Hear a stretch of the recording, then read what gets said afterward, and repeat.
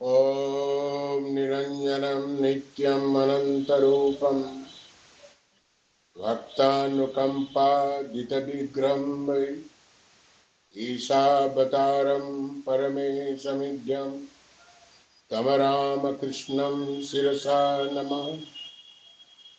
जननीं शारदां देवीं रामकृष्णं जगद्गुरुं पादपद्मे तयो श्रित्वा प्रणमामि मुहुर्मुहुः। नमः श्रीजतिराजाय विवेकानन्दसूरये सच्चित्सुखस्वरूपाय स्वामिने तापहारिणे। এই আলোচনা চক্রে অনেকবার উপস্থিত হয়ে বিভিন্ন বিষয়ে বক্তব্য রেখেছি। যখনই এই সংস্থা থেকে অনুরোধ আসে প্রায় সব সময় তাদের অনুরোধে আমি সাড়া দিই। এবারে যখন তারা বললেন যে 27শে জানুয়ারি স্বামীজির কয়েকদিন আগেই জন্মতিথি পালিত হয়েছে, সেই জন্যে স্বামীজি সম্পর্কে কিছু যদি বলা হয় তাহলে খুব ভালো হয়।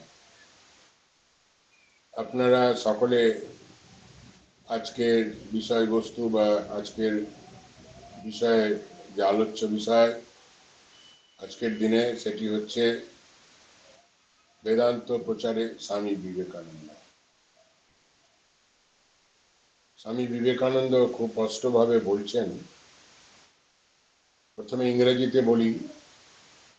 তিনি বলছেন, মাই ideas can be put into few words, that is preach unto the mankind their divinity and manifest it at every moment of life. অর্থাৎ স্বামীজি বলছেন, আমার যে ভাব সেটাকে কয়েকটি শব্দে ব্যক্ত করা যেতে পারে। সেটি হচ্ছে সমগ্র মানব জাতিকে তাদের দেবত্ব সম্পর্কে অভিহিত করা। শুধু তাই নয়, সেই দেবত্ব জীবনের প্রতি পদক্ষেপে প্রতি মুহূর্তে বিকশিত করতে হবে। তাই স্বামী বিবেকানন্দ বেদান্ত প্রচারে ব্রতী হয়েছিলেন। দেশে এবং বিদেশে তিনি যতদিন বেঁচে ছিলেন ততদিন বেদান্ত প্রচার করে গেছেন। বিদেশে তিনি অন্য বেশি কথা কিছু বলেননি, কারণ তিনি অনুভব করেছিলেন এই বেদান্তের দ্বারাই কিন্তু মানুষকে, বিশেষ করে পাশ্চাত্য দেশবাসীকে, এই সনাতন হিন্দু ধর্ম এবং যে হিন্দু শাস্ত্র আছে তার সমস্ত কিছু অতি সংক্ষেপে বেদান্তের দ্বারাই কিন্তু বর্ণনা করে যেতে পারে। তাই তিনি বেদান্ত প্রচারে ব্রতী হয়েছিলেন।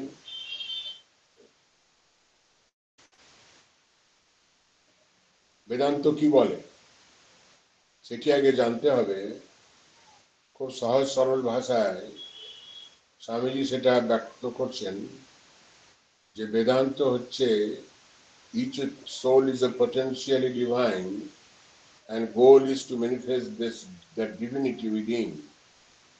স্বামীজি বলছেন বেদান্ত সম্পর্কে বলতে গিয়ে যে প্রত্যেক মানুষের মধ্যে অন্তর্নিহিত দেবত্ব আছে এবং সেই দেবত্বকে বিকশিত করাই হচ্ছে মনুষ্য জীবনের উদ্দেশ্য। স্বামীজি তাই বারবার বলছেন।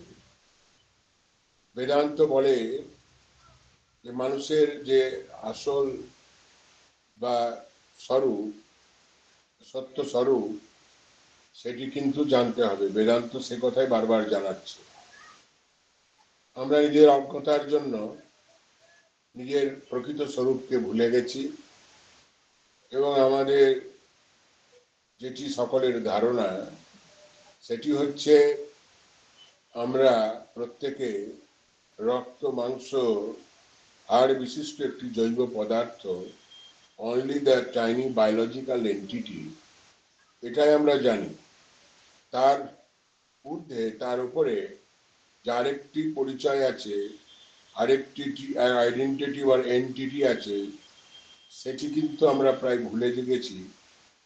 সেটি স্বামীজি খুব দৃঢ়তার সঙ্গে বলছেন, কেবল স্বামীজি নয়, সব শাস্ত্রই একই কথা বলছে।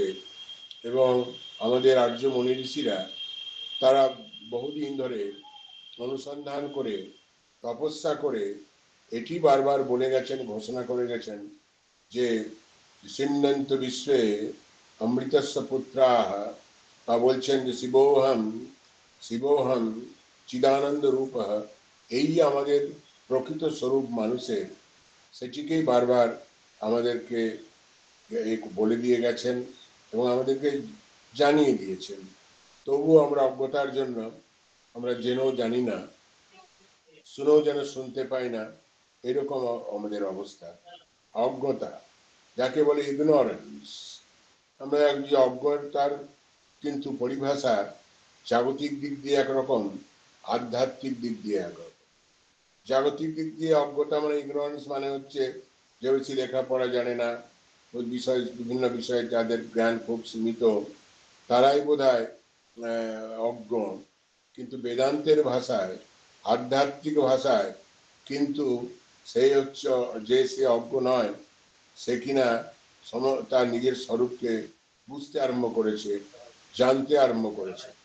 সেই জন্য স্বামীজি বলছেন যে মানুষের প্রকৃত স্বরূপকে জানতে হবে, বুঝতে হবে।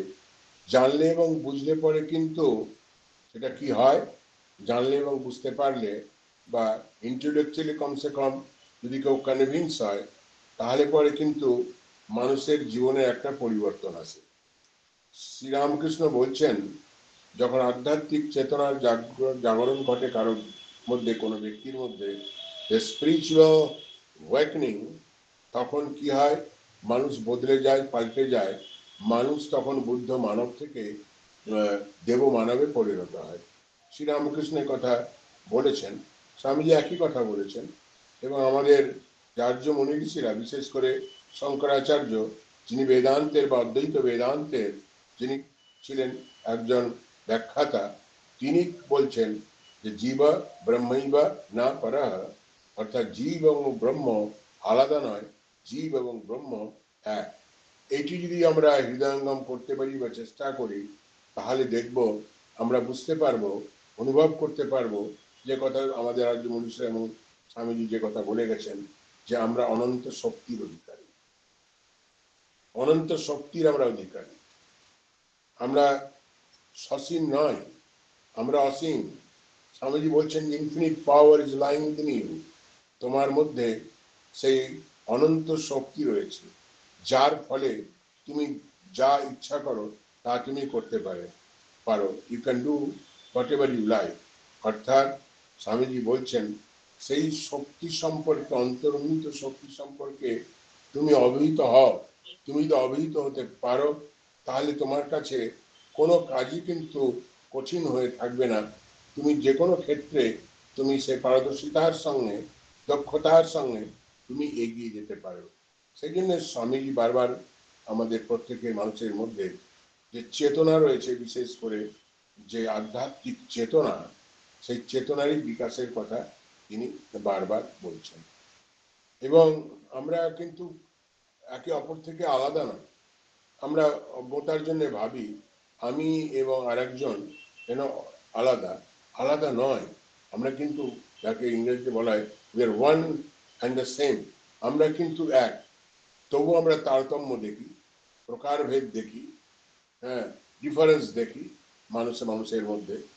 কিন্তু এই যে বিভেদ বা যে differences, it is not of kind but of degree. স্বামী খুব সুন্দর করে ইংরেজিতে কথা বলছেন যে আমাদের মধ্যে তারতম্য, ভেদ বা ডিফারেন্স দেখা যায়। কেউ বড় লোক, কেউ গরিব লোক, কেউ শিক্ষিত, কেউ অশিক্ষিত, হ্যাঁ, এসব যে ভেদগুলো আমরা দেখা যায়, সে ভেদ বা ডিফারেন্সেস কিন্তু প্রকারগত নয়। সেটা হচ্ছে হচ্ছে ম্যানিফেস্ট, মানে degree. Difference is of degree. অর্থাৎ আমাদের মধ্যে এই যে দেবত্বের যে প্রকাশ, সেটা ভিন্ন হতে পারে, কারোর মধ্যে বেশি, কারোর মধ্যে কম। সেই জন্যে এই প্রকাশের ভিন্নতা থাকতে পারে, এবং প্রকাশের ভিন্নতা আছে বলেই আমরা এই একে পরস্পরের মধ্যে অন্যের মধ্যে একটা ভেদভাব দেখতে পাই। We observe the differences. এটা কিন্তু আমাদের বেদান্ত বলে যে কেউই কিন্তু আলাদা নয়, আমরা সবাই ওয়ান অ্যান্ড দ্য সেম, আমাদের মধ্যে প্রত্যেকের মধ্যে সেই দেবত্ব রয়েছে। এটাতে কিন্তু ওই কি নাম ইউনিটি ইন ডাইভার্সিটি একটা কথা আছে আমাদের এই শাস্ত্রে, যে ইউনিটি ইন ডাইভার্সিটি, অর্থাৎ অনেক ওই বহুত্বের মধ্যে একত্র, বহুতে এই যে বহুত্বের মধ্যে একত্র, ইউনিটি ইন ডাইভার্সিটি, এই কথাটা আমরা জানি। সেই জন্য স্বামীজি এই কথাই বলছেন। তাই মানুষকে সচেতন করতে এসেছিলেন স্বামীজি, প্রত্যেকে দেশে বিদেশে, পাশ্চাত্য তো বটেই, এই অবহিত করতে এসেছিলেন যে তুমি ছোট নও, তুমি হীন নও, তুমি দুর্বল নও, তুমি তো সর্বশক্তিমান, তোমার মধ্যে সেই যথেষ্ট শক্তি রয়েছে, তোমার মধ্যে যথেষ্ট সম্ভাবনা রয়েছে, তাই তুমি যা ইচ্ছা করো তাই তুমি করতে পারো। You can do anything and everything. এটাই বেদান্ত অ্যাকচুয়ালি, এবং এই বেদান্তের প্রচারই তিনি করে গেলেন দেশে এবং বিদেশে। কেন তিনি বেদান্তের প্রচার বিশেষ করে পাশ্চাত্য দেশে করলেন? তিনি অনুভব করেছিলেন যে পাশ্চাত্য যে মানুষ, পাশ্চাত্যের মানুষদের মধ্যে যদি এই বেদান্তের কথা বলা হয়, তাহলে পরে তারা সহজে বুঝতে পারবে। শুধু বোঝা নয়, এবং বেদান্ত হচ্ছে এমন একটি বিষয় যার দ্বারা অপরকে বোঝানো যেতে পারে, এবং যে কোনো প্রশ্ন উত্তর কিন্তু বেদান্ত থেকে দিতে পারে। Vedanta can withstand any kind of question, আর Vedanta can withstand any kind of enquiry. এবং সেই জন্যই স্বামীজি চেয়েছিলেন যে বেদান্তে, পাশ্চাত্যে বেদান্ত প্রচারের জন্য। আর বেদান্তের অ্যাপ্রোচ যেটাকে বলা হয়, বেদান্তের approach is very scientific, very rational, যুক্তিযুক্ত, এবং তার ফলে পাশ্চাত্যের দেশের লোকরা তারা চায় প্রমাণ, তারা চায় যুক্তি, তারা তর্ক দিয়ে সবকিছু বুঝে নিতে পারে, এবং এই বেদান্তই কিন্তু সব তর্কের, সব প্রশ্নের কিন্তু উত্তর দিতে পারে। স্বামী যখন পাশ্চাত্যে বেদান্তের প্রচার করছেন, এই বেদান্তের প্রচার করার সময় তাকে অনেক যারা আসতেন শুনতেন, তারা যারা বুঝতে চেষ্টা করতেন, সকলেই কিন্তু বহু প্রশ্ন করেছেন। স্বামী বিবেকানন্দ বেদান্তের প্রচার করতে গিয়ে অনেক প্রশ্নের সম্মুখীন হয়েছেন, এবং হওয়াটা স্বাভাবিক। এবং পাশ্চাত্য দেশে নিজেদের ধর্ম রয়েছে, নিজেদের সংস্কার রয়েছে, নিজেদের কৃষ্টি রয়েছে, এসব নিজেদের রয়েছে পাশ্চাত্য দেশে। সেইখানে গিয়ে বেদান্তের প্রচার করা কিন্তু অত সহজ নয়। যত সহজ আমরা ভারতবর্ষে ভাবি, তত সহজ কিন্তু পাশ্চাত্য দেশে নয়। কারণ নতুন কথা তারা শুনছে, স্বামী তাদের নতুন কথা শোনাচ্ছেন, বেদান্তের কথা, নিউ বেদান্ত ওদের কাছে সম্পূর্ণই নতুন।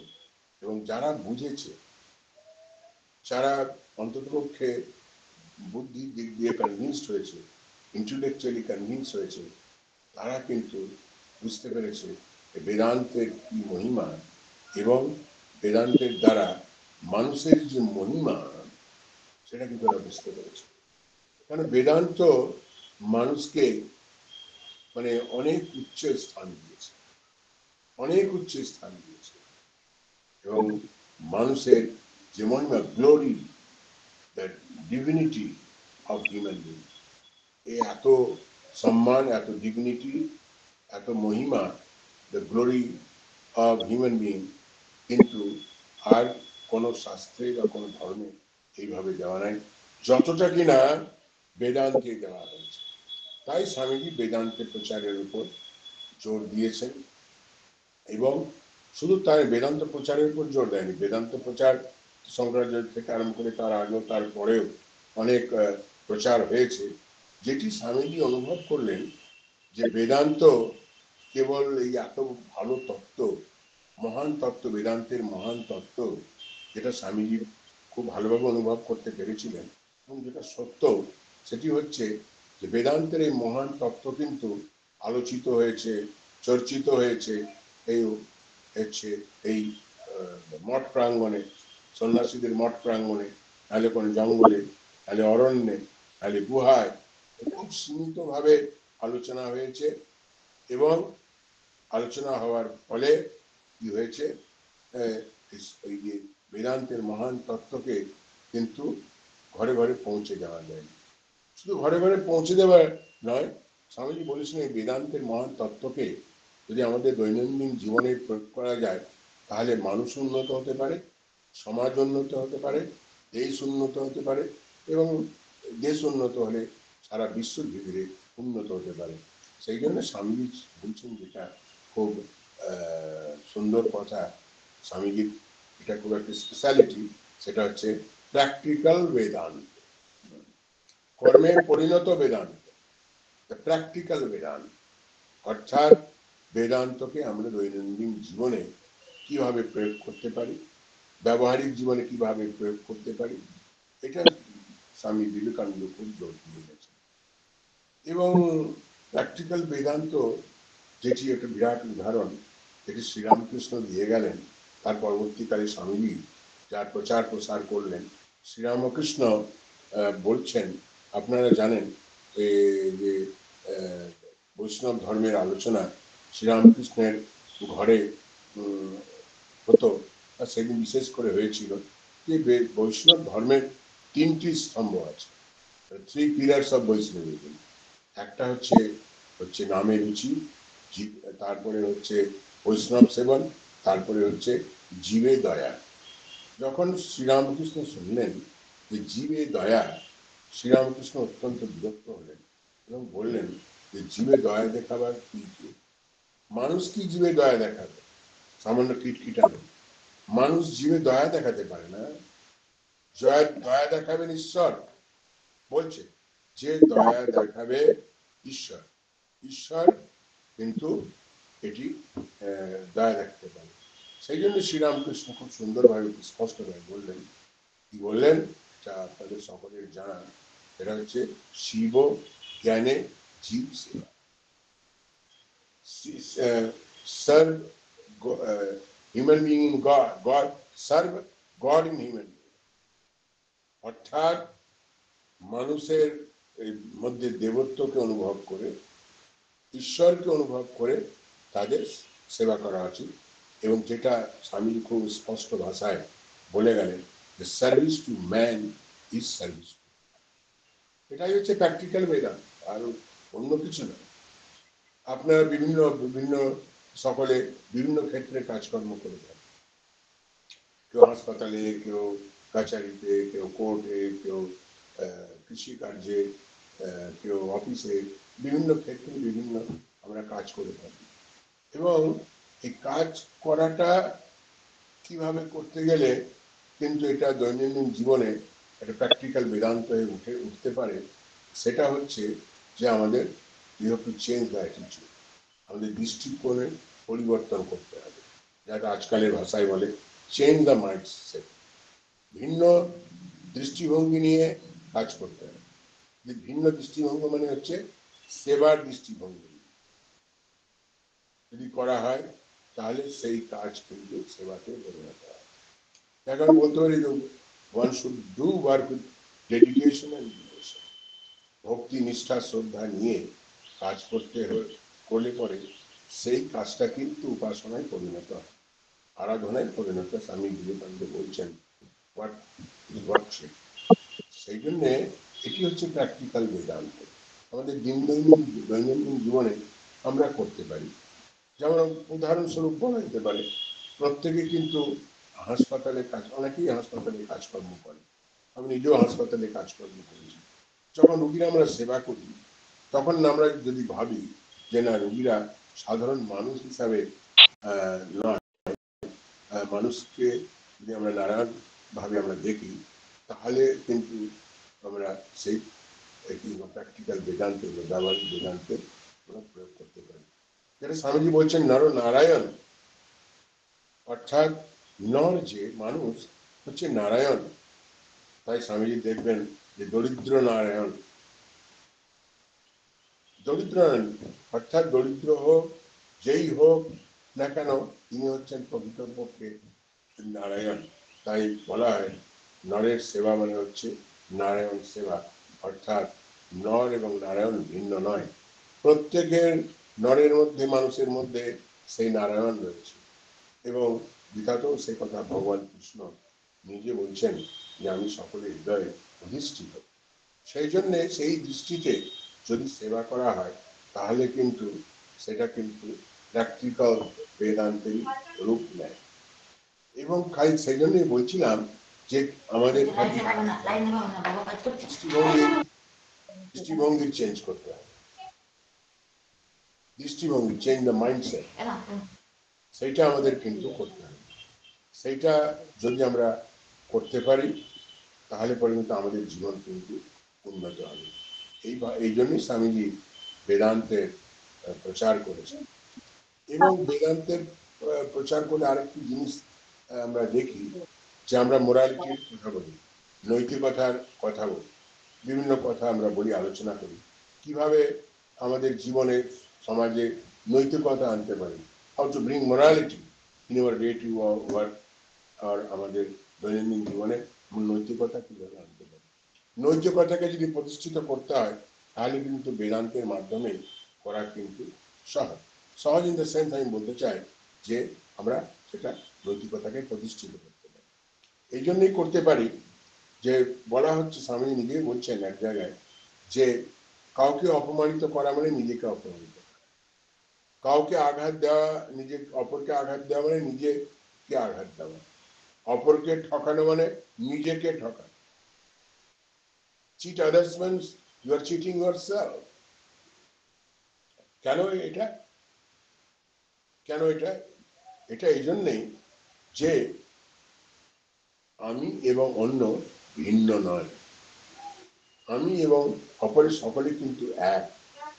যদি এক হয় তাহলে কিন্তু কাউকে ঠকাবার, কাউকে আঘাত দেবার, কাউকে অপমান করার, কাউকে কষ্ট দেওয়ার কোনো প্রশ্নই উঠতে পারে না।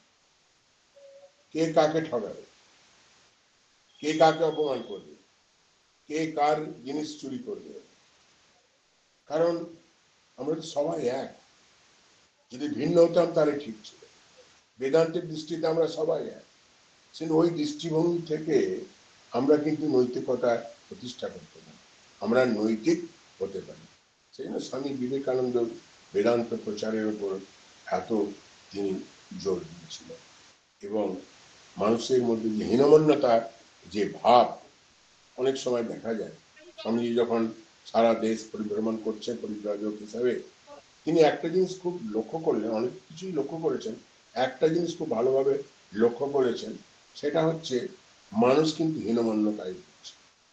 হীনমন্যতার অর্থ হচ্ছে মানুষ এইরকম এত দুর্বল হয়ে গেছিল মনের দিক দিয়ে, সব দিক দিয়ে, বুদ্ধির দিক দিয়ে, যে তার দ্বারা কিছু হবে না, সে কিছু করতে অক্ষম, গুড ফর নাথিং যাকে বলে, দিনহীন, এই বুঝতে আরম্ভ করেছিল। যার ফলে যেটা বলছিলাম যে মানুষ কিন্তু হীনমন্যতায় ভুগছিল। স্বামী বিবেকানন্দ কি করলেন? স্বামী বিবেকানন্দ বলছেন যে এই হীনমন্যতাকে থেকে যদি দূর করতে হয় তাহলে মানুষের মধ্যে সে বেদান্তের প্রচার কিন্তু করতে হবে, দুর্বলতাকে দূর করতে হবে। আপনারা জানেন শ্রীকৃষ্ণ, এই শ্রীকৃষ্ণ এবং অর্জুন সংবাদে যেটা গীতা, আপনারা জানেন অর্জুন কিরম ভাবে দুর্বল হয়ে গেছিল, কিরম ভাবে দুর্বল। অর্জুনের মতন এত বড় যোদ্ধা, এত বড় ধনুর্ধর, যে জীবনে কোনোদিন পরাজয় দেখেনি, সে এত বড় যোদ্ধা, অর্জুনের মধ্যে একটা দুর্বলতা এসে গেছে।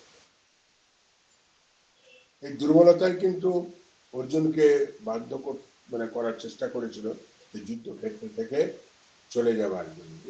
অর্জুন পরিষ্কার ভাবে বলছেন ভগবান কৃষ্ণকে বিচার যোগে যে আমি যুদ্ধ করতে চাই না, যুদ্ধক্ষেত্র থেকে আমি চলে যেতে চাই, যুদ্ধ করব না, তার জন্য রাজপাটও চাই না, সুভোগ চাই না, দরকার হলে আমি ভিক্ষা করে খাবো।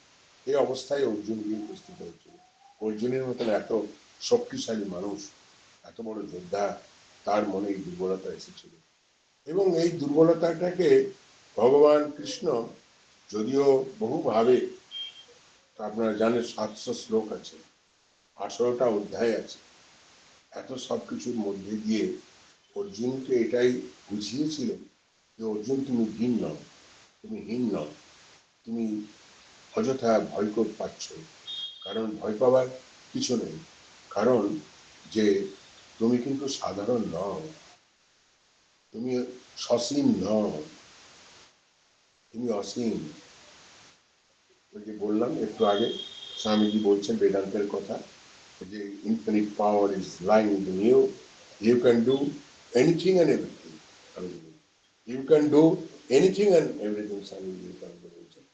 ভগবান কৃষ্ণ অর্জুনকে এই কথাই বলছেন। সেই আধ্যাত্মিক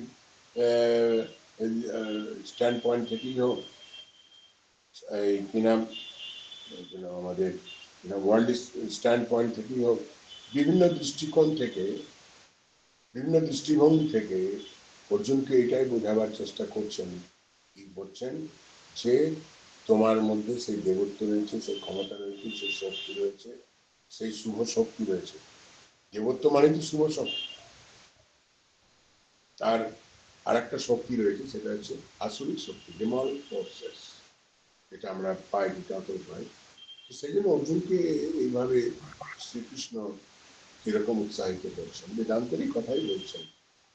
ভগবদ্গীতার বেদান্ত উপনিষদ ছাড়া তো কিছু নয়, এই কথাই বলছেন।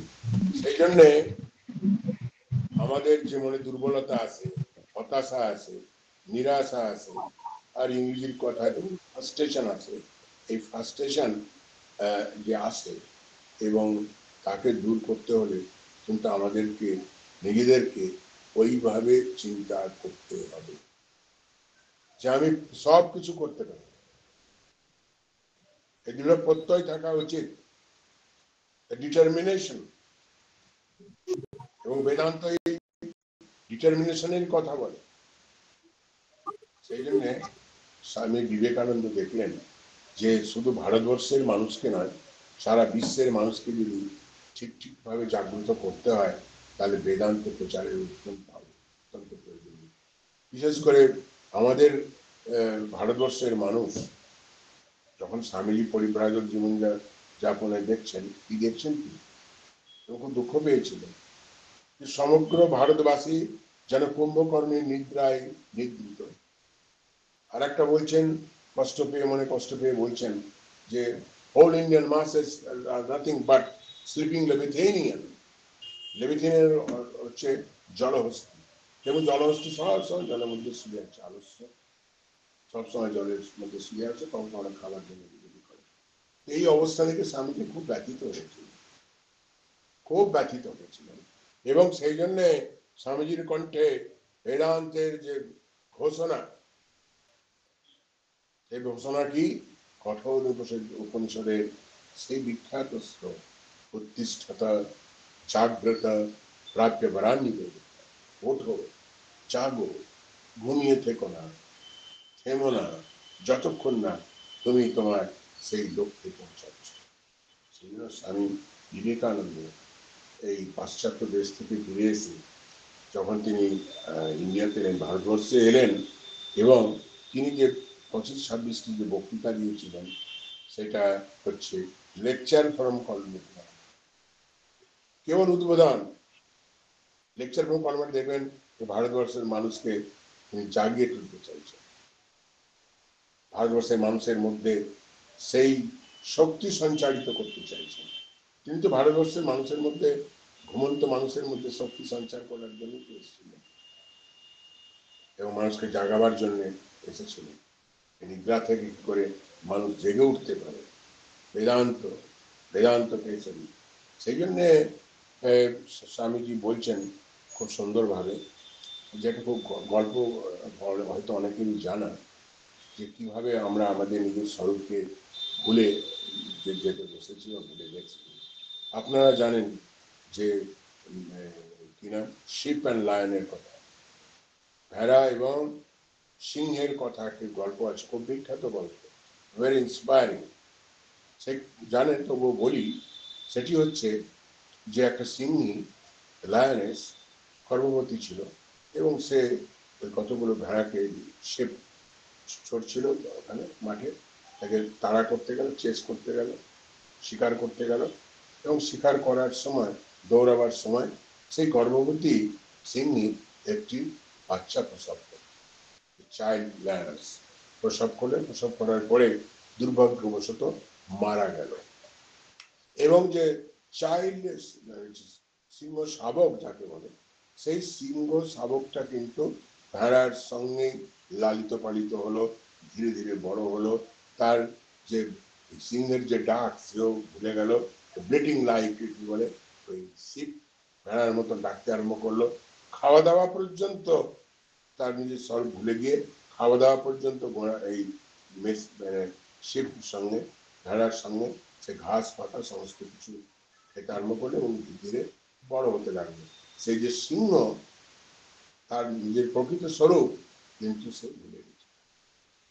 আর একদিন আর একটা সিংহ এসে ওই যেটা ঘোড়ার এসে কি নাম ওই ভেড়ার বিরাট একটা গ্রুপ সেখানে ওকে অ্যাটাক করতে হবে। অ্যাটাক করে দেখছে যে সব ভেড়া পালাচ্ছে ভয়ে। তার সঙ্গে সঙ্গে কিন্তু সেই যে শাবক সিংহ যে ধীরে ধীরে বড় হয়েছিল, সিংহ হয়ে উঠেছিল, সেটাও কিন্তু ভয় পালাচ্ছে। তখন যে সিংহটা তাড়া করছিল সে ভাবলো যে এই কেন পালাচ্ছে, এ তো সিংহ, এর তো পালিয়ে যাবার কথা নয়, ভেড়া পালাতে পারে ভয়, এর তো পালাবার কথা নয়। ওর কাছে গিয়ে বললো, তুমি পালাচ্ছ কেন, তোমার তো পালাবার কথা নয়, তুমি তো ভেড়া নয়, you are not sheep, you are lion. তো তো বিশ্বাস করতে চায় না, ওটা দেখো আমি লায়ন, আমার ভয় পালাচ্ছে রে, চলো। ওকে ধরে নিয়ে গেল এবং একটা পুকুরে ধারে জলাশয়ে নিয়ে গেল এবং দুজন বলল যে সে সিংহটা চেস করছে, তারা করছিল, সে তাকে বলল অন্য সিংহকে, যেটা বেশ ভেড়ার সঙ্গে বড় হয়েছিল, তাকে বলছে দেখো তুমিও যেরকম দেখতে আমিও সেরকম, তুমি সিংহ ভুলে গেছো, তুমি এখন থেকে নিজের স্বরূপকে পাল্টে নাও, যে তুমি ভেড়া নাও, তুমি হচ্ছে সিংহ। এবং সত্যি তো ও দেখলো, জানি আমি তো সেই সিংহ, আমার মতন দেখতে আরেকটা সিংহ।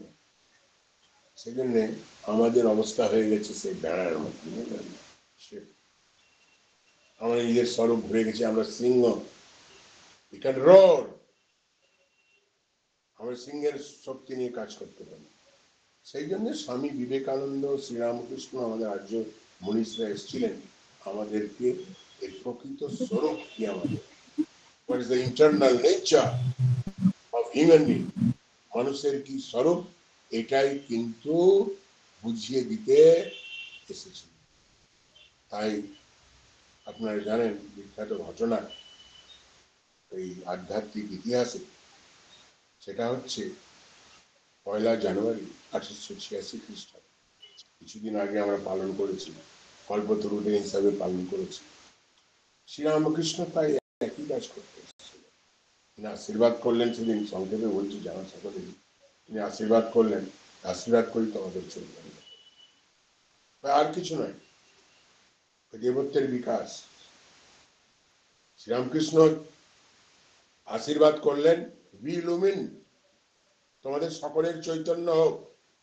অর্থাৎ অপর ভাষায় বলা যেতে পারে শ্রীরামকৃষ্ণ এসেছিলেন আধ্যাত্মিক চেতনাকে সকলের মধ্যে, সমগ্র মানব জাতির মধ্যে, মানুষের মধ্যে সে আধ্যাত্মিক চেতনাকে জাগ্রত করার, আধ্যাত্মিক চেতনাকে জাগ্রত করার। আধ্যাত্মিক চেতনার জাগরণ, দেবত্বের বিকাশ, ভাষাগতভাবে আলাদা কিন্তু একই কাজ আমাদের আর্য মনীষা থেকে আরম্ভ করে আজকে আমরা অনেকেই সেই কাজই করে আসছি।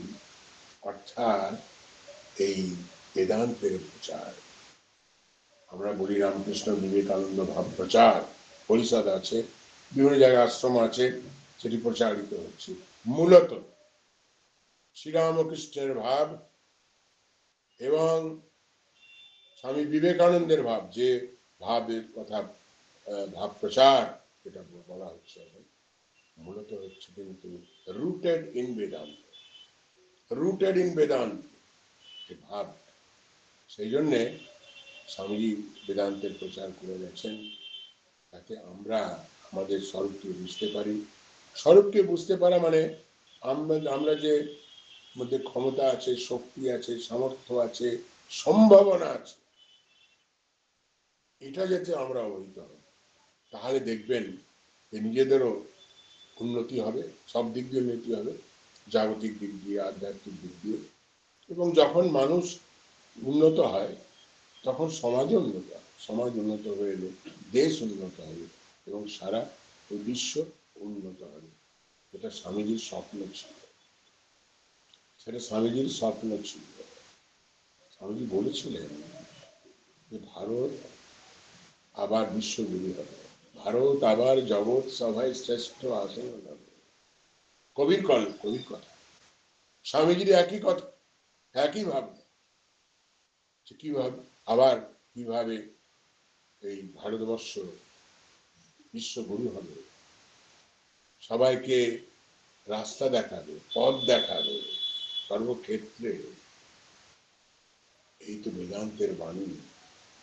প্রথমে কিন্তু প্রচারিত, উচ্চারিত, প্রচারিত, আলোচিত, সমালোচিত, যাই হোক, ভারতবর্ষের মাটিতেই প্রথম হয়েছে।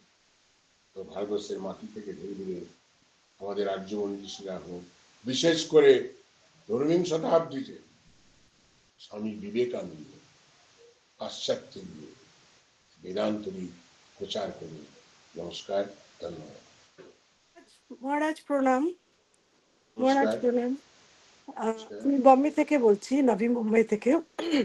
মহারাজ, স্বামীজি বলেছেন যে নিঃস্বার্থপরতাই হচ্ছে দেবত্ব। হ্যাঁ, বেদান্তের দিক থেকে এটা কিভাবে বিচার করা যেতে পারে? যারা বেদান্তের আলোচনা করে তারা কোনোদিনই কিন্তু স্বার্থপর হতে পারে না। বেদান্ত নিঃস্বার্থপরতার কথা বলে, বেদান্ত সততার কথা বলে, বেদান্ত একত্বের কথা বলে। এবং সত্যি সত্যি বেদান্তকে যদি নিজের জীবনে প্রয়োগ করতে হয়, এটা প্র্যাকটিক্যাল বেদান্ত স্বামী বিবেকানন্দ বলে গেছেন, তা কিন্তু হলে কিন্তু সেই ব্যক্তি কোনোদিনই স্বার্থপর হতে পারে না এবং নিঃস্বার্থপর হয়। এবং স্বামী বিবেকানন্দ নিঃস্বার্থপরতার উপর খুব জোর দিয়েছেন। তিনি বলছেন যে unselfishness is the test of spirituality, অর্থাৎ এই কষ্টি পাথরের মতন এই আনসেলফিশনেস, এই আধ্যাত্মিক ক্ষেত্রে। শুধু তাই নয়, স্বামীজি আরো গিয়ে বলছেন যে আনসেলফিশনেস ইজ গড, বলছেন নিঃস্বার্থপরতাই হচ্ছে ঈশ্বর। তাই এই বেদান্ত নিঃস্বার্থপরতারই কথা বলে, অন্য কিছু না। নিঃস্বার্থপর না হতে পারলে আধ্যাত্মিকও হওয়া যায়। স্বার্থপর ব্যক্তি কোনোদিনই আধ্যাত্মিক হতে পারে, নেভার, গ্যারান্টেড, ভেরিফাইড। স্বার্থপর মানুষ বলে যদি কেউ আমি আধ্যাত্মিক, মিথ্যা। নমস্কার। আমার একটা প্রশ্ন ছিল মহারাজ। তুমি হ্যাঁ, আমি দীপ্তি মিত্র বম্বে থেকেই বলছি। বম্বে থেকে? আমি বম্বেতে আগে ছিলাম, আচ্ছা আচ্ছা 6.5 বছর ছিলাম বম্বে মঠের মহন্ত। আমি আচ্ছা। আর আমি বম্বে। কিন্তু রিসেন্টলি এসছি, 2 বছর হলো এসছি আচ্ছা, এখানে। যখন কেউ বলে যে আমি বম্বে থেকে বলছি তখন আমার খুব ভালো লাগে। এই বম্বে থেকে খাড়ে রামকৃষ্ণ মিশনে আমি দীর্ঘ 6 বছর উদ্যোগ করছিলাম। বলুন। হ্যাঁ, আমার একটু একটু মানে এই বেদান্ত থেকে একটু আলাদা, গীতা থেকে একটা প্রশ্ন। এই নিষ্কাম কর্মটা করার কথা হচ্ছে, এটা আমি ঠিক বুঝতে পারিনি, এটার কি মানে দাঁড়ায়? নিষ্কাম কর্ম মানে বেদান্তেরই কথা, যাই হোক। নিষ্কাম কর্ম হচ্ছে তুমি কর্মফলের আশা করবে। আমরা যখন কোনো কাজ করি, স্বভাবতই মানুষ মাত্রই কিন্তু আমরা কর্মের ফলের আশা করি, যে খুব ভালো হবে, খুব এই হবে, এটা সে হবে, এটা এতটা পাওয়া যাবে, এতটা লাভ হবে, এতটা এই হবে, সে হবে। সব সময় কাজ করার সময় we do with some motive, কাজের ফলের আমরা আশা করি যে কাজ করলাম, ফল তো আমরা পাবোই, কত পাবো, কি পাবো, নানা রকম চিন্তা ভাবনা। নিষ্কাম কর্ম দুটো কাজ, দু রকমের কাজ আছে। একটা হচ্ছে সকাম কর্ম, একটা হচ্ছে নিষ্কাম কর্ম। সকাম কর্ম আমরা সবাই বেশিরভাগই লোকই কিন্তু সকাম কর্ম করে থাকি। সকাম কর্ম মানে কাজ করি, তার সঙ্গে সঙ্গে তার কর্মফল, কাজের ফলের আশা করি, সেটা হচ্ছে সকাম কর্ম, ইউ অল ডু ইট। আর একটা হচ্ছে নিষ্কাম কর্ম, সেই কর্ম হচ্ছে যে কাজ করব কিন্তু আমি কর্মফলে আশা করি। আমার কাজ হচ্ছে কাজ করে যাওয়া, সেবা করে যাওয়া, তার কি ফলাফল হবে সেটা নিয়ে আমি মাথা আশাও করে না, মাথাও ঘামাই। যখন এই দৃষ্টিতে কাজ করা হয় তখন তাকে বলে নিষ্কাম কর্ম। এই নিষ্কাম কর্ম কেন করতে যাব যদি আপনি প্রশ্ন করেন, তাকে প্রশ্ন করেন, নিষ্কাম কর্ম এই জন্যই করা, নিষ্কাম কর্মের দ্বারাই কিন্তু চিত্ত শুদ্ধি হয়, একটা শাস্ত্রের কথা, চিত্ত শুদ্ধি হয়। এবং চিত্ত শুদ্ধি হলে কিন্তু জ্ঞানের উদয় হয়। জ্ঞান মানে জাগতিক জ্ঞান না, সেই জ্ঞান হচ্ছে যে বেদান্তের জ্ঞান, শাস্ত্রের জ্ঞান, ঈশ্বর জনিত জ্ঞান। এই জ্ঞানের উদয় হয়, অর্থাৎ ভালোভাবে বলতে গেলে যে ঈশ্বর দর্শন হয়, ঈশ্বর লাভ হয়। শ্রীরামকৃষ্ণ বলছেন যে মনুষ্য জীবনের উদ্দেশ্য হচ্ছে ঈশ্বর লাভ। সেই এটা সম্ভব কিন্তু সেই শুদ্ধ চিত্তে এটা সম্ভব। সেই নিষ্কাম কর্ম করলে চিত্ত শুদ্ধি হয়। নিষ্কাম কর্ম কোনোদিনই বন্ধনের কারণ হয়। এটাই হচ্ছে ক্লিয়ার। হ্যাঁ হ্যাঁ, খুব ভালো করে বোঝালেন, এবারে বুঝতে পেরে গেছি। কর্ম করে যাও, কর্ম করে যাও। ধন্যবাদ ধন্যবাদ।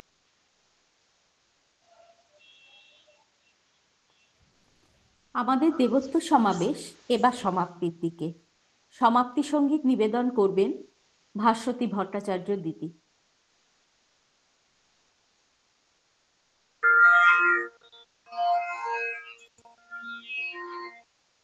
মহারাজকে আমার সশস্ত্র প্রণাম জানাই।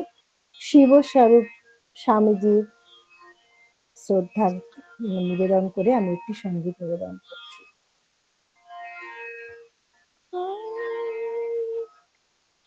জয় যতীশ্বর জয়ত মহারি,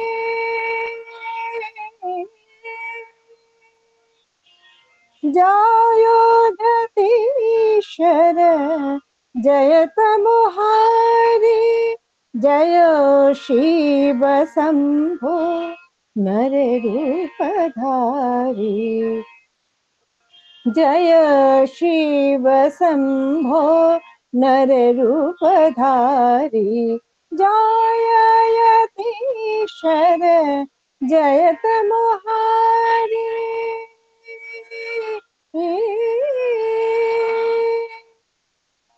जय वेदवाणी ज्ञान गंगाधर पतित पालक, जय विशोधर, जय वेदवाणी ज्ञान गंगाधर पतित पालक, जय विशोधर, जय भयो बारण विजय केतन, जय भयो बारण विजय केतन, जय वीरेश्वर जय दंडधारी।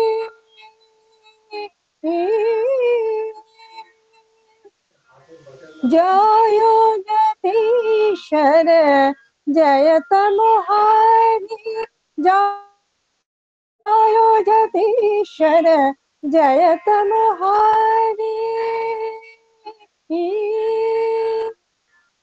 त्रिलोकवासी करे चरण वंदना, त्रिलोकवासी करे चरण वंदना, गीत छंद गाहे तब महिमा,